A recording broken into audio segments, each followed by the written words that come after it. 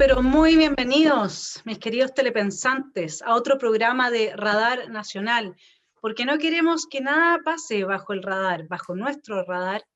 Queremos entonces seguir avanzando en la comprensión de fenómenos que están afectando hoy día muy profundamente la constelación de los asuntos humanos. Eso quiere decir la forma en que las personas de forma individual podemos organizarnos para alcanzar nuestros objetivos, para vivir felices, para desarrollarnos en aquellas áreas que queremos desarrollarnos. Porque cuando tenemos reglas opresivas que destruyen los mercados, cuando tenemos reglas opresivas que destruyen las libertades ciudadanas, todas estas constelaciones van cambiando y nos van reordenando en direcciones que a veces son claramente atentatorias en contra de los derechos humanos básicos y en contra, por lo tanto, de la vida libre de cada individuo, que cada uno de nosotros tiene derecho a emprender, a llevar a su finalidad en la medida que las condiciones, ojalá lo mejor posible, lo permitan. Y para hablar de uno de los temas que más nos está preocupando en el último tiempo, porque, estimados telepensantes, tenemos intervenido nuestro Congreso por la ONU, así es que después del pacto de intervención de la ONU y de una gran noticia, pero una noticia magnífica, resulta que hoy día se ha elegido al mayor apoyo dentro de nuestra Cámara de Diputados y de Senadores, al parlamentario le ha dado al democrático régimen de Maduro, al magnánimo régimen de Maduro. Se ha elegido al señor Alejandro Navarro, presidente de la Comisión de Derechos Humanos del Senado, al más cercano aliado del presidente Maduro, dictador que ha destruido uno de los países, bueno, que ha seguido destruyendo después de Chávez uno de los países más ricos del mundo. Y como detrás de todo esto hay una gran agenda, para hablar de ella hemos invitado hoy día a Eduardo Fernández, que es profesor en la Universidad Francisco Marroquín, encargado de Relaciones Internacionales de la Fundación Disenso, y además es doctorado en Ciencia Política por la Universidad Santiago Compostela. Muy bienvenido, Eduardo, gracias por acompañarnos en este programa, en esta entrevista del Centro de Estudios Libertarios. Pues qué decir, Vanessa, muchas gracias por tu amable presentación y por la invitación a este espacio que por supuesto sigo en el canal de YouTube y en otras redes. Bueno, una alegría saber que contamos con telepensantes de tu investidura. Eduardo, mira, yo he estado trabajando un tema que de a poco va tomando cada vez más fuerza, y es cómo en nombre de los derechos humanos se violan los derechos humanos. ¿Cómo ves tú esta fórmula de oxímoron, ¿no? Que tiene en general la filosofía política de una izquierda, que yo ahora lo estoy trabajando en un paper inspirado en Rousseau, porque yo creo que él es el padre del oxímoron político, en que en definitiva nosotros obligamos a la gente a ser libre, ¿no es cierto? Y que al mismo tiempo parece la Agenda 2030, parece la ONU, las comisiones de derechos humanos, todo tiene este carácter contradictorio, intrínsecamente autodestructivo. ¿Cómo ves tú esta situación? Definitivamente, Vanessa. Yo creo que bueno, la historia de la Agenda 2030 es la historia de los organismos, en este caso más allá del Estado, supranacionales, por sobrevivir y por lo menos por justificar públicamente su existencia. Yo honestamente, y perdón que sea tan ordinario y banal, creo que la Agenda 2030 es pura búsqueda de rentas, puro rent seeking, como dirían nuestros amigos del public choice, ¿no? Al final, si uno va a la historia de la Agenda 2030, que es una historia que uno puede ver y leer gracias, por ejemplo, a personas como Luis Ignacio Gómez, ¿no? Empresario y bioquímico asentado en Alemania, empieza en el informe Brundtland, ¿no? El informe Brundtland en honor a la ministra noruega, qué casualidad, también todo empieza, digamos, por esos países escandinavos donde la ideología verde caló tanto, que en 1987 presenta un informe, que era un informe, yo creo, pues eso, poco humanista, ¿no? Maltusiano, diciendo que somos muchos los seres humanos y que va a haber un problema porque somos muchos los seres humanos, y un informe que señalaba que ejercíamos una presión insostenible sobre el planeta. Yo creo que ahí hay un primer problema, ¿no? la Agenda 2030 es biocéntrica y no antropocéntrica. Los seres humanos no les importamos. Lo que le importa es manipular la conducta de los seres humanos para, en teoría, responder al verdadero fin, que es proteger el planeta, entre comillas. No sé si manipulando y, en el fondo, obligando a los seres humanos a tener determinadas conductas se protege el planeta. Pero bueno, creo que es al revés, creo que es a través de la libertad que se protege el planeta, ¿no? La innovación, por ejemplo, en energía nuclear, que ahora ya se pueden utilizar incluso los residuos, todo este tipo de cuestiones que veíamos hace 20, 25 años como ciencia ficción, ahora son una realidad. Pero es que, fíjate, en 1987 el informe Brundtland. Luego, en el año 2000, los famosos objetivos del desarrollo del milenio, que también nos han tocado, que también los hemos visto, que también hemos aguantado un sinfín de propaganda, un sinfín de activismo político desde la izquierda y definitivamente un sinfín de dinero público del contribuyente gastado por estos burócratas internacionales. Y luego llega en el 2015 la Agenda 2030. Si los objetivos de desarrollo del milenio eran para, digamos, los países en vías de desarrollo, la Agenda 2030 para el desarrollo sostenible, esta ya es una agenda para todos, ¿no? O sea, ya es para todos los estados que habitamos este planeta. Y se supone que todo emana desde el mismo sitio, desde esa élite que nadie conoce, terriblemente oligárquica, aunque no lo quieran pues, indicar, que se encuentra en Naciones Unidas, ¿no? Al final es pura búsqueda de rentas, no preocupándose por el bienestar de los seres humanos en el fondo. Yo creo que de lo que se preocupan básicamente es de su propio bienestar, ¿no? Otra vez apelando al public choice, hay una profunda diferencia entre la intención anunciada y la intención deseada, ¿no?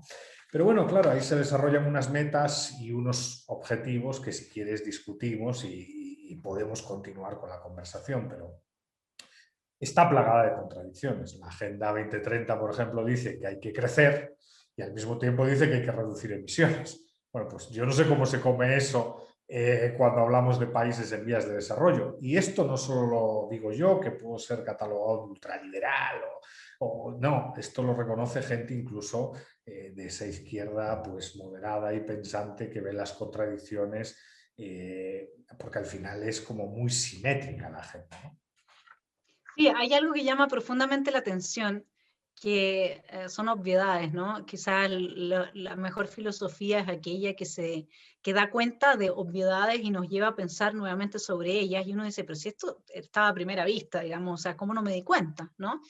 Y eso es cuando hablan, porque claramente aquí está el objetivo de reducir las desigualdades al interior de los países, pero también las desigualdades entre los países.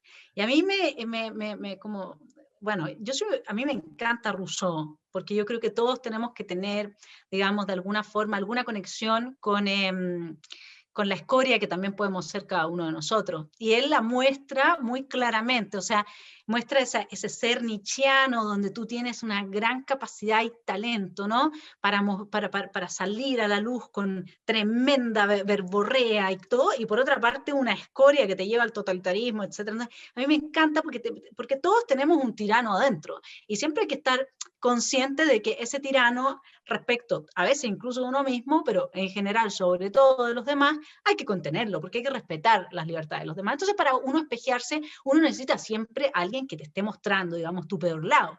Y desde esa perspectiva, algo muy obvio acá es, si yo quiero impulsar que se reduzca la desigualdad entre los países, ¿acaso los países más desiguales respecto de los demás no son Cuba, Venezuela, Nicaragua, Honduras, no sé, los países que están presos de la ideología socialista que el señor Pablo Iglesias abraza y gargarea cada vez que puede, diciendo incluso que la maravilla que es el señor Chávez, que lamentó su muerte, y la maravilla que es Maduro?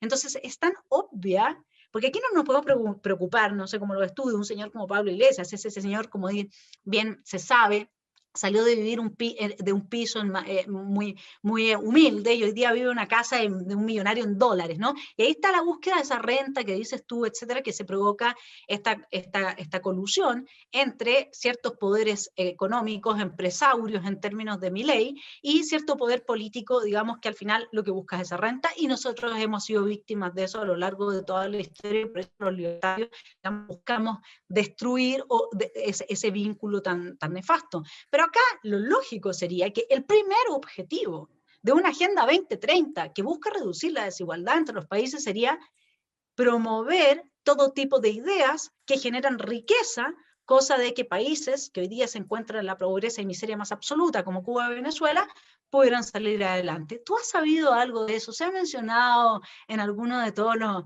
debates? Obviamente no. Que conste que, ojo, yo también me interesa Rousseau. Estudiar, digamos, las personalidades del monstruo. De hecho, hace 2 o 3 semanas acabé, que no lo había leído y tengo que reconocerlo, pero hay que ser humilde intelectualmente y reconocer las limitaciones. Yo no me había leído Confesiones y me dejó escandalizado leer Confesiones, ¿no? Porque, si no recuerdo mal, porque es un libro bastante largo, pero sí, de unas dimensiones importantes, pero si no recuerdo mal, en la primera parte el propio Rousseau dice que se convirtió en mala persona, que él fue educado como buena persona y que sus valores morales fueron progresivamente pues, fruto de ser una víctima, que ahí está la narrativa del victimismo también, una víctima del sistema, del maestro en el gremio, de no sé qué, pues claro, se fue convirtiendo en mala persona, ¿no? La sociedad le hizo mala persona.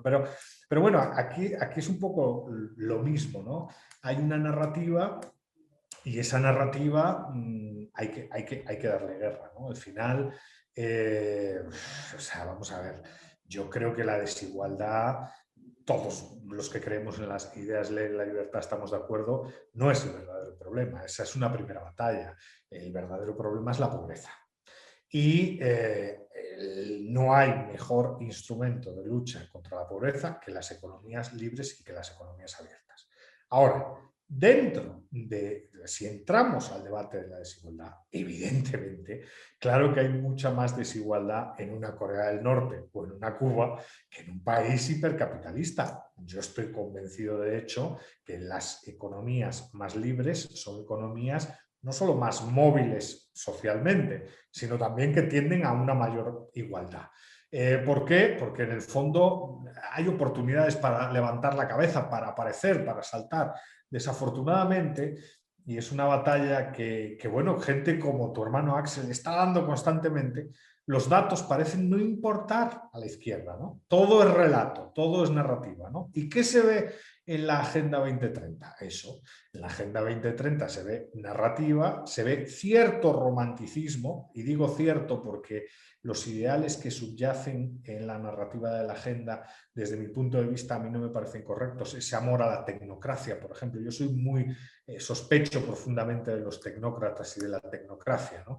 Esa élite que se supone maneja toda la información y que se supone sabe cuál es el camino correcto, que está más allá de los estados, parece más allá del bien y del mal. Soy muy sospechoso de eso, porque al final creo que evidentemente todos sabemos que el conocimiento está disperso y que la descentralización es precisamente la que nos hace avanzar, no la concentración hacia un gobierno mundial. Claro, hay una tolerancia absoluta con las dictaduras, hay una tolerancia absoluta con la extrema izquierda que viola derechos y libertades constantemente. Hay una aceptación absoluta e incluso se comparte pues, la narrativa y el discurso de esas tendencias, ¿no? El otro día, por ejemplo, en España, que fue una cosa dramática, hubo una manifestación en favor de la República que por mi parte pues es legítimo tener una manifestación en favor de la República, evidentemente, pero curiosamente los primeros que iban en la lista eran Stalin, Lenin, Trotsky y qué republicanos. O sea, qué mal conocimiento de lo que es una república y de la filosofía republicana en cualquiera de sus fases, clásica, moderna, contemporánea. Qué delirio, ¿no? Hay ideologización y justificación de la tiranía, que es preocupante, ¿eh? Yo, por ejemplo, en determinada izquierda, sobre todo durante la pasada semana con esto del Congreso del Partido Comunista Cubano, lo que se ha visto es como oye, Fidel Castro parecía una persona respetable, ¿no? Un tipo que era un asesino sin escrúpulos, un golpista, un homófobo, porque luego se habla de otro tipo, dicen que los de derechas, pero vamos a ver, esta gente era intolerante en cualquier dimensión.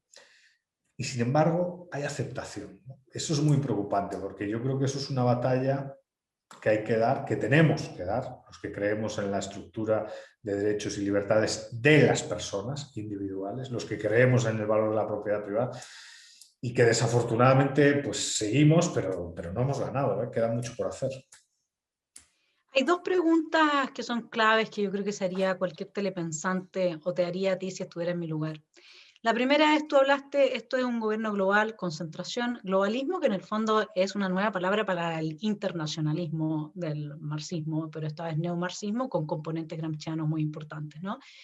Porque se nota la diferencia entre ir y tomar la bayoneta y simplemente disparar, y los pasos previos, ¿no es cierto?, de concientización y legitimación de la propia opresión, ¿no? Porque esa es una situación que nos tiene a todos muy preocupados, digamos. Ahí había una representante de Vox que decía, Vox en España va a defender la República, ¿sí?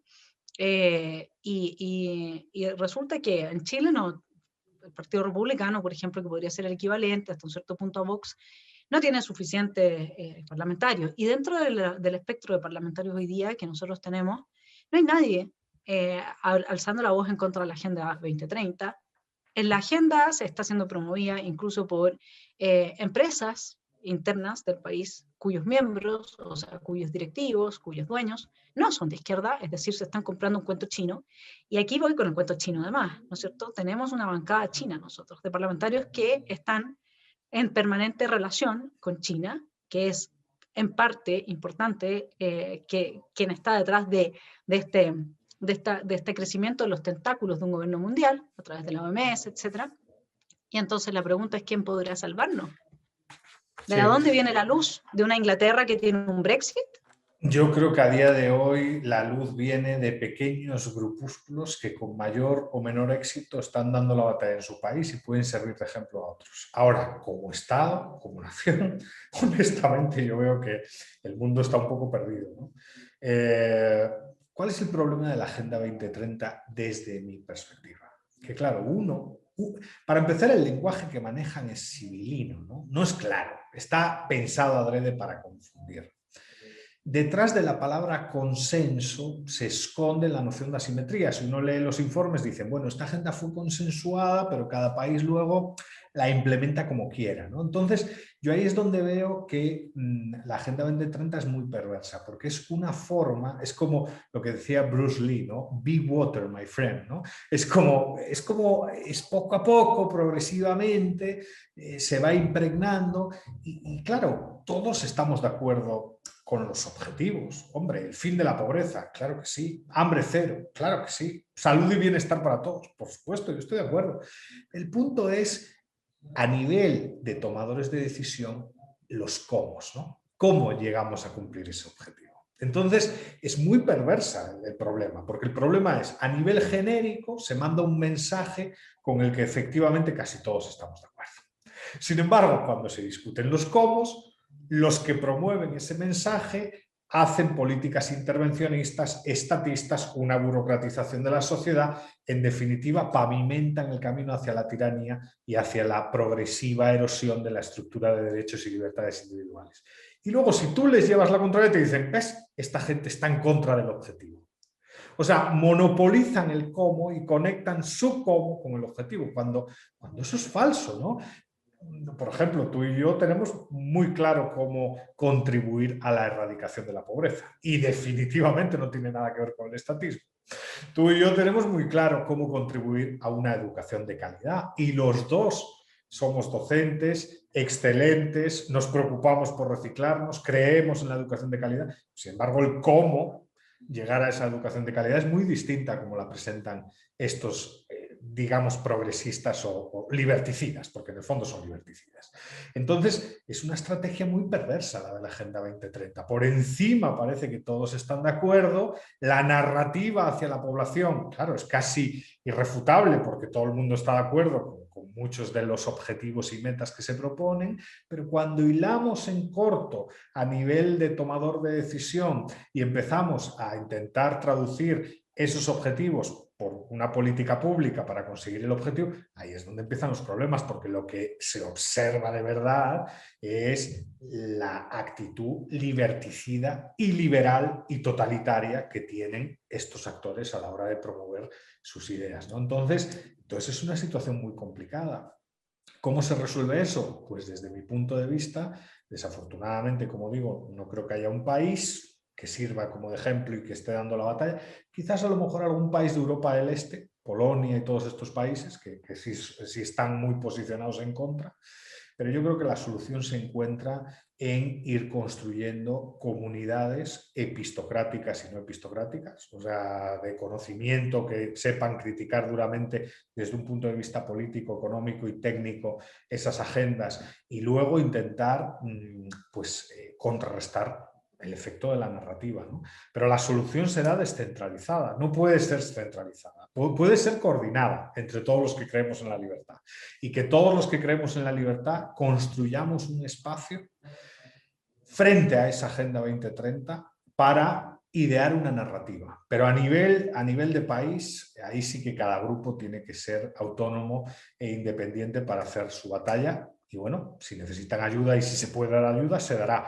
Pero la lógica tiene que ser descentralizada. No creo, y esto lo digo con total convicción, que tengamos que tener ese culto a la centralización que ellos muestran y que en ese avance hacia el gobierno mundial, ¿no?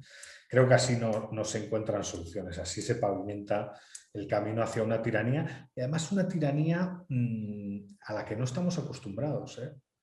Porque, por ejemplo, hablabas el caso de la Organización Mundial de la Salud. Lo del caso de la Organización Mundial de la Salud es de una gravedad obscena en realidad, ¿eh? O sea, un país de fuera de la OMS, como es Taiwán, denuncia con un mes de antelación y con un email por escrito. O sea, hay evidencia empírica por escrito que el propio gobierno de Taiwán ha publicitado que en China había un problema y China solo le tiene que comer la cabeza y comprar a un tomador de decisión en la Organización Mundial de la Salud para que mande un mensaje de tranquilidad a todo el planeta.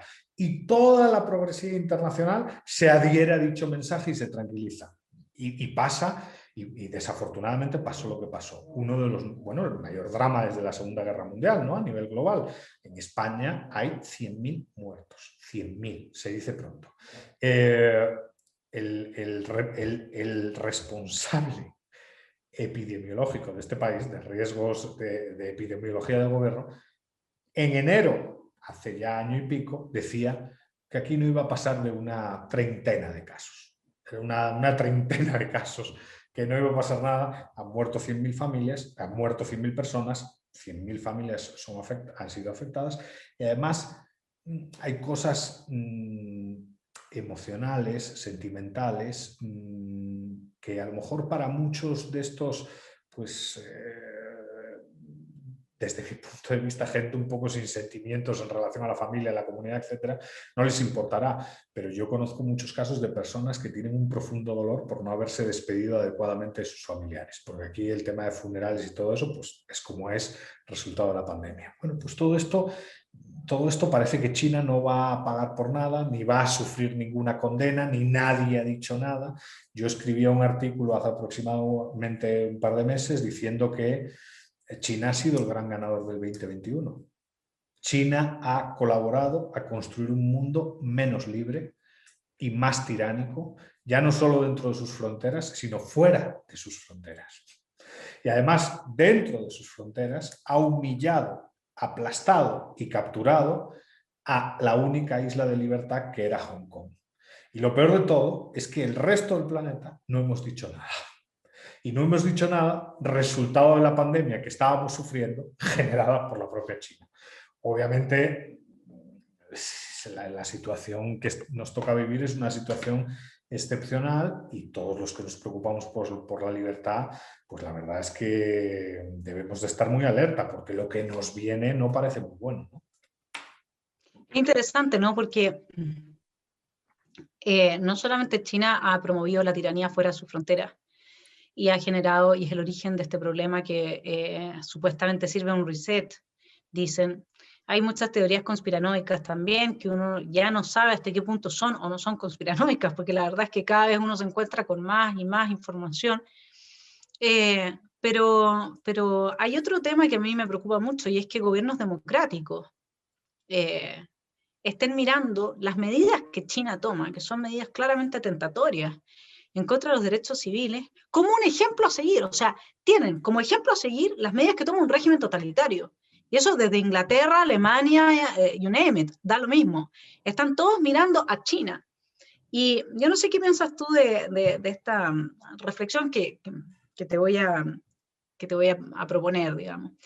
¿Por qué China se hace poderoso?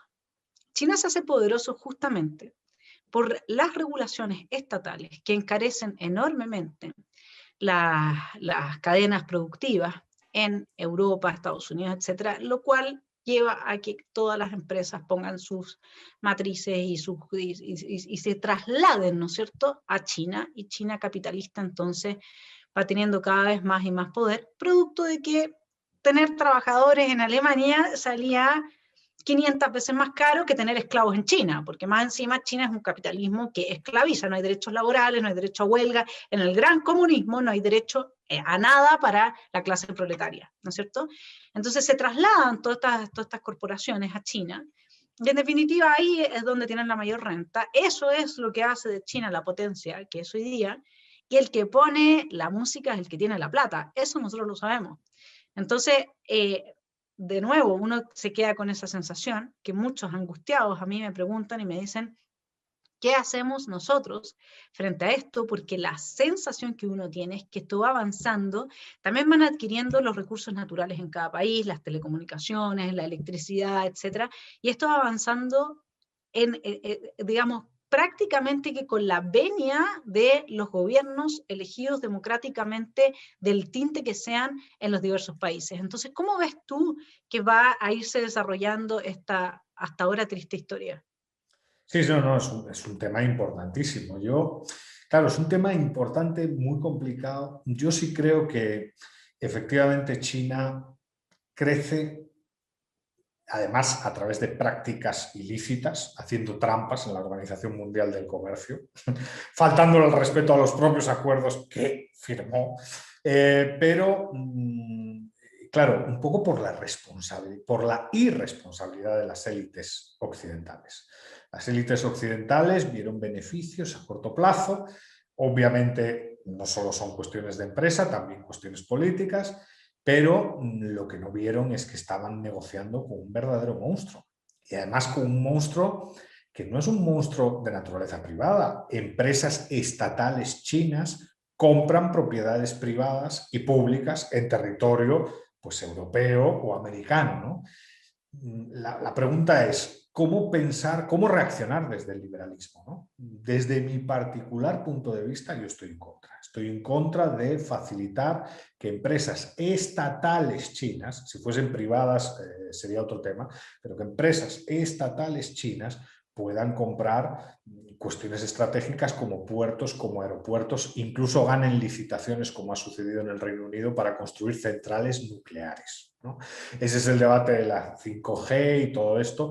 Por ejemplo, el gobierno alemán ahí sí que reguló diciendo que no pueden comprar más del 20%, por ejemplo, de empresas alemanas estratégicas de una lista, energéticas, etc., ¿no? Es un debate dentro del liberalismo que los liberales debemos de afrontar. Yo no estoy a favor de que el Estado chino se apropie de propiedad privada europea o americana. Yo, desde mi punto de vista, no estoy a favor, por cuestiones que no tienen que ver con el comercio, tienen que ver con la seguridad, tienen que ver con la libertad y con mi propiedad a futuro, con la mía a futuro. Entonces, yo no estoy de acuerdo. Ahora, claro, ¿cómo mantener esa relación? Yo creo que a China a día de hoy pues habría que ser un poco más riguroso con China. Riguroso es pedir reciprocidad. Es que no hay reciprocidad en los tratados con China, en los TLCs con China. O sea, es que China siempre un TLC ya es un problema, porque el comercio es entre personas, no entre países. Pero bueno, asumiendo eso, los TLCs han ayudado a muchos países a crecer. Dicho esto, no es estrictamente una herramienta liberal, pero bueno, han contribuido a que muchos países salgan adelante. Ahora, el TLC tiene que tener cierta reciprocidad, sobre todo cuando ya has llegado a un nivel de crecimiento económico como es el caso de China. Y luego en la Organización Mundial del Comercio debería de haber otro tipo de negociaciones. Pero claro que China representa un problema.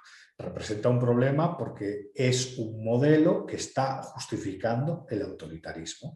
Y además eso forma parte de la estrategia china de política exterior. China quiere que su modelo sea presentado en el exterior como un modelo de éxito, como un modelo eficaz, como un modelo incluso de mérito. Hay hasta conferencias en TEDx de politólogos como Eric Lui, un politólogo chino, diciendo que el modelo chino es mucho mejor que el modelo liberal democrático, porque es un modelo que tiene más mérito, que es mucho más eficaz, etc. Y se ha convencido a una gran parte de, bueno, gente, no sé si élite o no, yo creo que a la élite se le compra, ese es el problema. El problema es que los chinos tienen mucho dinero y con ese dinero compran la voluntad de ciertos tomadores de decisión y hay que denunciar esto porque evidentemente comprar la voluntad de los tomadores de decisión o incluso contratar a lobistas para que ejerzan presión en determinados centros de toma de decisión es peligroso y es una amenaza a la estructura de derechos y libertades, y creo que siempre hemos sido críticos de la captura regulatoria o no por parte de un actor, sea nacional o internacional, y China lo hace, ¿no? Pero a nivel un poco de narrativa, claro, la idea es justificar su modelo como un modelo eficaz. Yo no digo que el modelo sea ineficaz o no, yo no defiendo la libertad por una cuestión de eficacia, yo defiendo la libertad por una cuestión ética. Yo no defiendo a las empresas, defiendo a los mercados. O sea, los empresarios, claro que pueden tener incentivos perversos. Ahora, yo defiendo el proceso de mercado. Con China no hay un libre proceso de mercado, eso es evidente. Y tampoco hay, digamos, una relación de igual a igual. Hay una actitud, pues en cierto sentido, de imperialismo económico por parte de China. Y en relación a la autocracia, es una cuestión muy preocupante que viene un poco, y esto hay que decirlo, del fracaso de nuestros sistemas políticos, por lo menos del fracaso parcial de la llamada democracia liberal. A lo mejor en los países del sur de Europa y de América Latina pues ya estábamos acostumbrados a eso, es decir, las evaluaciones de la gente siempre habían sido críticas en relación a la democracia, mucha desconfianza en relación al Ejecutivo, al Legislativo, etcétera, un desprestigio generalizado que con la crisis económica y con escándalos de corrupción pues ha subido, ¿no? Pero lo que descubrieron politólogos desde mi punto de vista muy interesantes como Steven Levitsky, Roberto Yasha Monk, Roberto Stefan Foa, y que publicaron en journals como el Journal of Democracy o tal, es que en los países del norte de Europa y en Norteamérica, que se supone eran espacios de democracia liberal solventes, los valores autocráticos no han dejado de crecer. Somos más autoritarios. Y eso encaja desafortunadamente bien con la narrativa china, ¿no?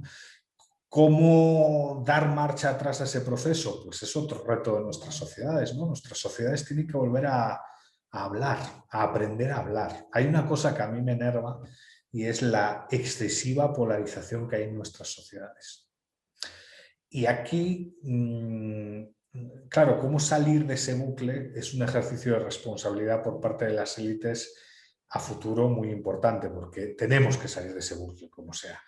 Y yo tengo claro, y es una cosa que me dirán, bueno, claro, tú representas los intereses de una persona de derechas, ¿no? Pero ¿quién impuso la tiranía de la corrección política? No fue la derecha.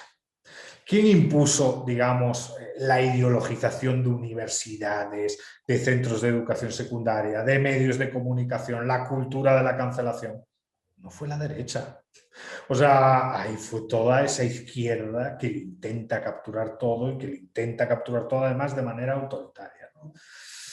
¿Cómo no se iba a reaccionar frente a eso, ¿no? ¿Cómo no se iba a tensar la cuerda frente a eso? Es que es inaceptable, es perder toda nuestra estructura de derechos y libertades. Entonces tenemos que salir de esa pelea de forma civilizada, porque en riesgo está el perder nuestra cultura liberal, el que haya espacios de discusión pública, el que haya pluralismo, en definitiva, en que exista todo lo que los liberales creemos, ¿no? Y queremos, personas libres que tengan la posibilidad de construir sus vidas como quieran, sin afectar a las vidas de otros. Absolutamente de acuerdo, y ahí ya habías planteado algo sobre la palabra, y evidentemente que donde tú pones lenguaje inclusivo como intermediario en la conversación entre dos personas, y una de esas dos personas no es de izquierda, luego tú ya has destruido la posibilidad de comunicación entre esas dos personas. Eso no se hace porque es un resultado impensado, al contrario, está fríamente calculado, porque en la medida en que tú aíslas a la gente y que evitas que puedan conversar, vas destruyendo y horadando los fundamentos más profundos de la democracia liberal. Entonces, y ahí yo te quería preguntar, porque hablamos de China, hablamos de la Agenda 2030, la Agenda 2030 creo que, eh, eh, digamos, es verdad que nadie podría estar en desacuerdo con los objetivos de desarrollo sostenible. Sin embargo, uno sí puede ver que hay contradicciones entre esos objetivos, ¿sí? Porque en la medida en que lo que se busca no es reducir la pobreza, sino que incrementar la igualdad o reducir la desigualdad y no la pobreza. El problema no es la pobreza, el problema es la desigualdad.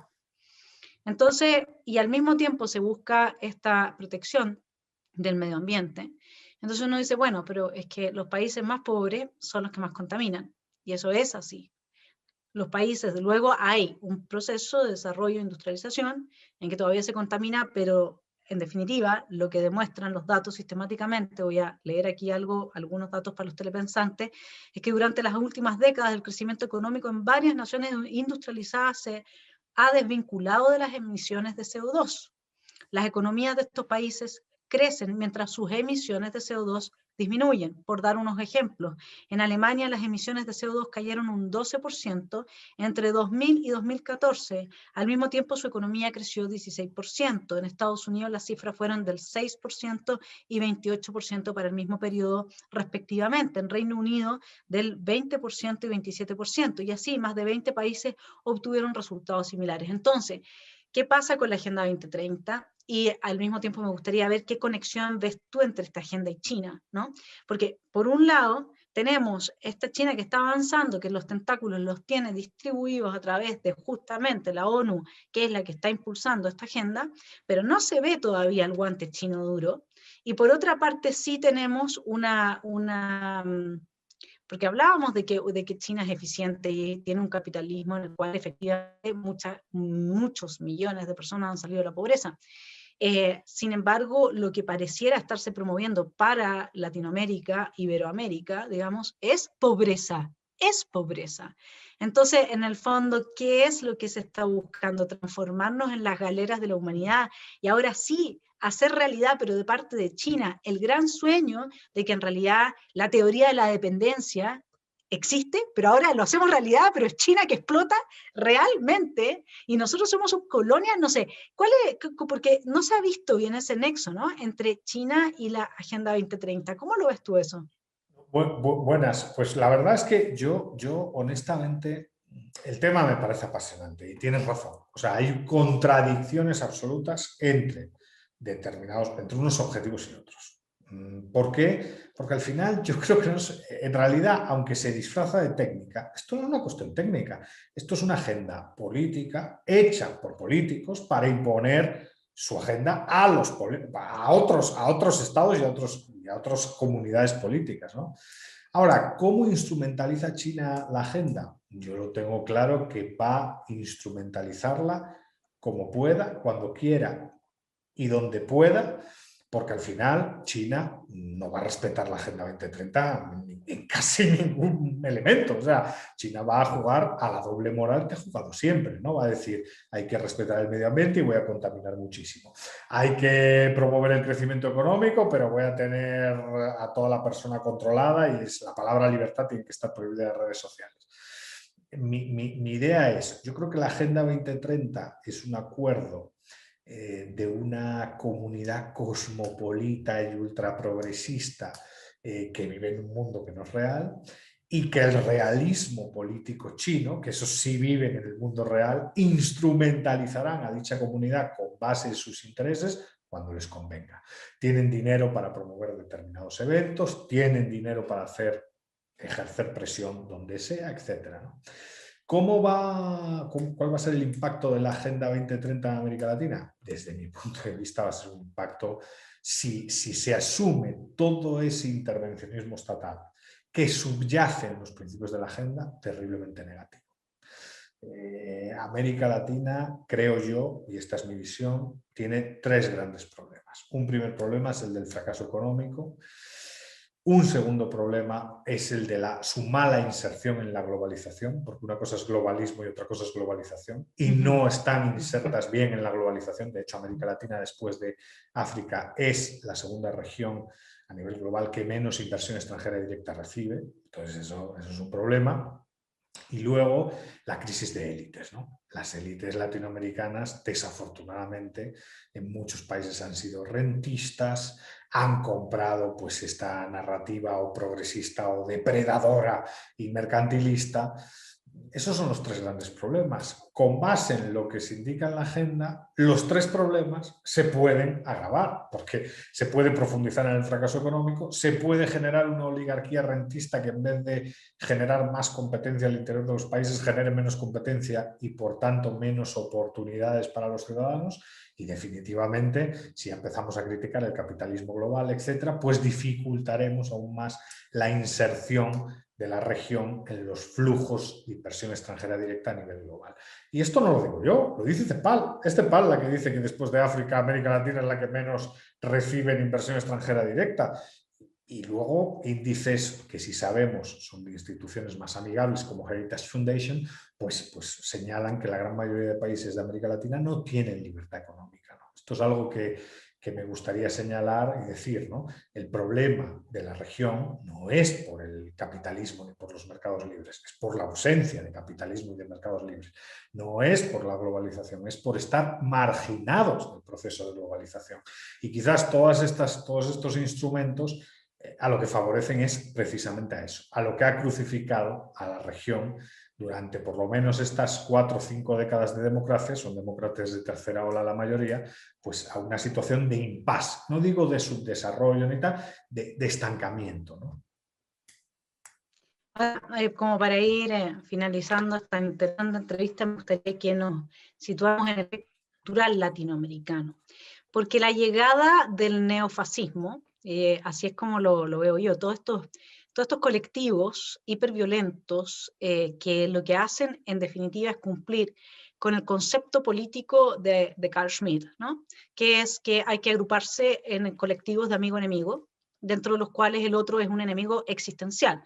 Para el neofeminismo, los hombres son enemigos existenciales. No se trata de igualdad de género, eso ya lo sabemos. Detrás de la igualdad de género lo que hay es la supresión de derechos básicos como la presunción de inocencia, el derecho a la legítima defensa, incluso el derecho a nacer, ¿no? Aborta el macho. O sea, es una lucha existencial la que hoy día se ha instalado desde cualquier fisura que exista en el tejido social, llámese pueblos originarios, llámese diferencia de condiciones materiales de vida, llámese, todo es para generar una lucha a muerte, y así es como se está manipulando desde los medios de prensa, al menos en Chile, para generar esa lucha interna, y Chile hoy día está viviendo a pesar de las medidas de pandemia que son muy, muy duras y estrictas, y uno cree, finalmente uno sospecha que hay otras intenciones detrás de eso, porque definitivamente aquí lo que se está viendo es un intento de reencender la revolución que había comenzado el 18 de octubre de 2019.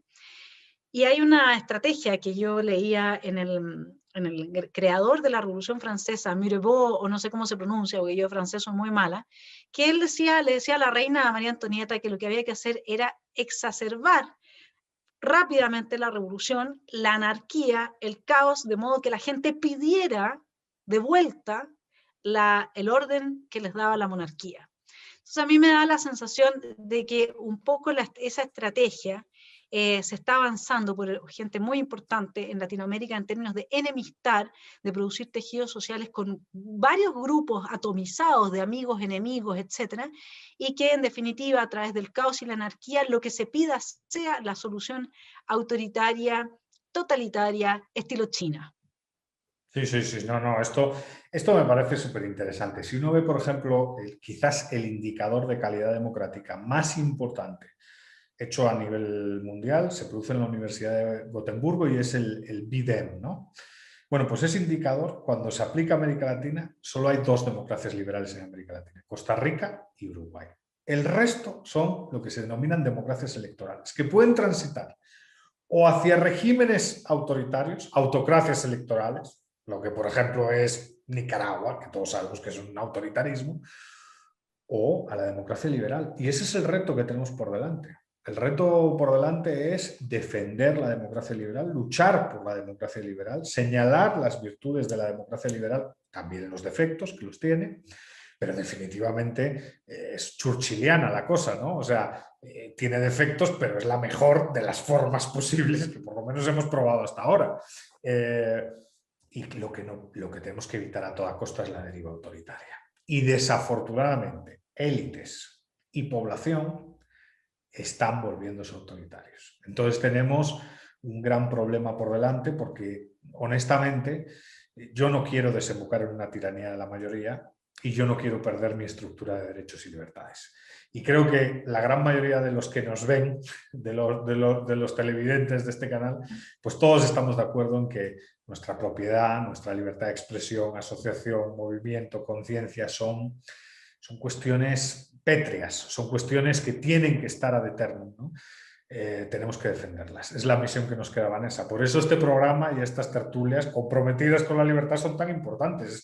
Es que tenemos que cumplir esa misión y es una misión trascendente además, ¿eh?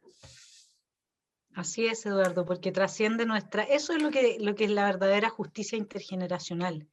Dejarle a los jóvenes que vengan un mundo libre de espacios donde puedan desarrollarse, encontrar sus propios metas y objetivos y entonces tener las herramientas en la medida de todo lo que lo permiten, las condiciones para conseguirlos. Y eso es lo que está en tela de juicio hoy día. Así es que, Eduardo, mira, muchas gracias por haber aceptado esta entrevista con el Centro de Estudios Libertarios acá en Chile, que seguimos juntos poniendo hombro a hombro en esta lucha trascendente, en que efectivamente, como dices tú, cada grupo de pensantes y de personas reflexivas que entiende que hay cosas pétreas como nuestros derechos fundamentales al interior de cada país tiene el deber de jugárselas y de hacer la diferencia. Así que muchas gracias, Eduardo, por haber estado en esta entrevista hoy con nosotros. Muchas gracias, ha sido un verdadero placer, Vanessa. Hasta la próxima. Igualmente, que estés muy bien.